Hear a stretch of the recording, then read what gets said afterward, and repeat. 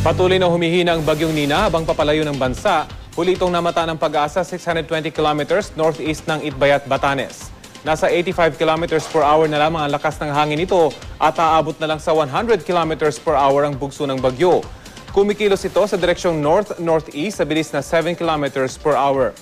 Sa storm track ng Weather Central, bukas pa inaasang lalabas ng Philippine Area of Responsibility ang bagyong Nina at saka tatahakin ng east coast ng Japan.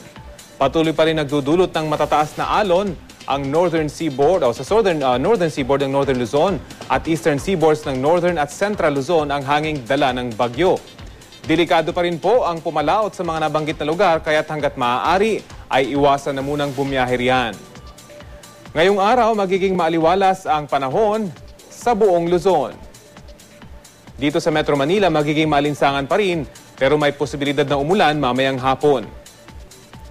Maganda rin ang lagay ng panahon sa malaking bahagi ng Visayas, maliban na lang sa silangang bahagi nito dahil sa thunderstorms. Yan din ang inaasahang magpapaulan sa Cagayan de Oro at Timog Mindanao, habang mas maganda naman ang panahon sa iba pang bahagi nito. Para sa iba pang detalye, bisitahin ang GMA Weather webpage at Facebook page.